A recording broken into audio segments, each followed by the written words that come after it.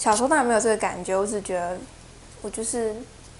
爸爸妈妈唯一投注的对象，很棒。但是随着长大之后，我会知道这份很棒的感觉会慢慢的变成所以那代表我也同样要一个人面对未来各种责任。因为爸爸妈妈不管是物质上的或是心理上的资源全部都给了你一个人，很容易会让我觉得好像我一定要很好，我没有很好不行，因为我没有很好的话就没有其他人了，因为只有我一个小孩，所以很容易会产生那种自己一定要很 OK 的感觉。所以我会想会不会或多或少产生那种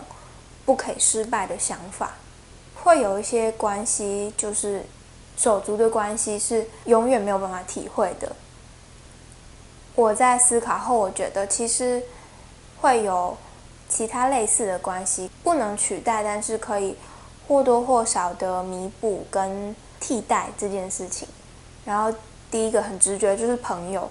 在我小时候，我以为兄弟姐妹就是年纪比我大或比我小的朋友，完全忘记还有双胞胎这件事情。因为那时候朋友多数是同学，所以都是同年级的，会让我以为有手足的感觉就像跟学长学弟学姐学妹是朋友那样子，就是有一个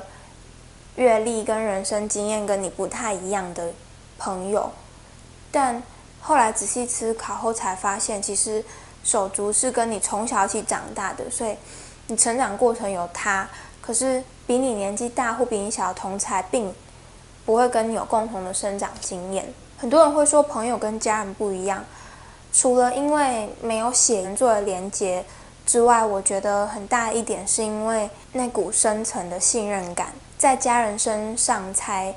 很容易能够被发现，所以就让我有了第二个答案。第二个可能可以让独生子女替代手足关系的答案是配偶。我一开始在思考的时候觉得这个答案好像很奇怪，但其实我们多数人的配偶会是跟我们同辈，然后可能是同性或异性，会是我们在很长时间相处后所拥有的一段关系。这些条件好像都跟手足们蛮像的，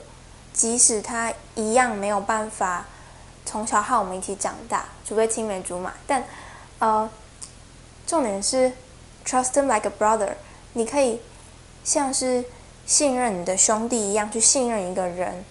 我觉得好像那是一个能够用亲密关系去取代血缘关系所达到的深层的信任感。人是可以透过建立自己的家庭来找到一个没有血缘关系但是能够以亲密关系互相连结的家人，然后这个好像可以弥补没有手足的这个感觉。虽然说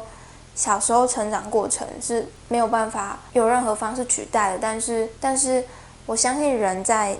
长大之后还是会一直成长，然后也会一直因为有人陪伴而很好。这是我觉得好像可以无法取代，但是去替代跟弥补没有手足这件事情的缺憾。而且我相信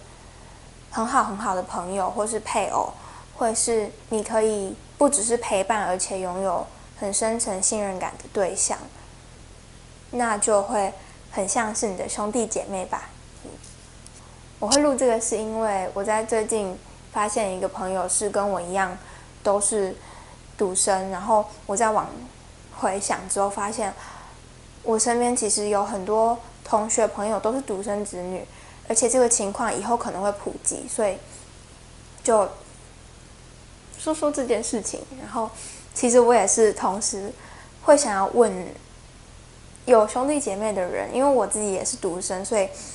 会想要知道那到底是什么情况或者感觉。我小时候都觉得如果我有一个弟弟或妹妹的话，我一定会对他很好，我会很爱他。但小时候我的同学们总告诉我不是这样子的，独生女才好，然后我也就相信这件事情了。但是长大之后刚好有人提到这件事情，我又想起来重新思考这件事情。除了说其实也想要问问，然后今天就大概说到这里，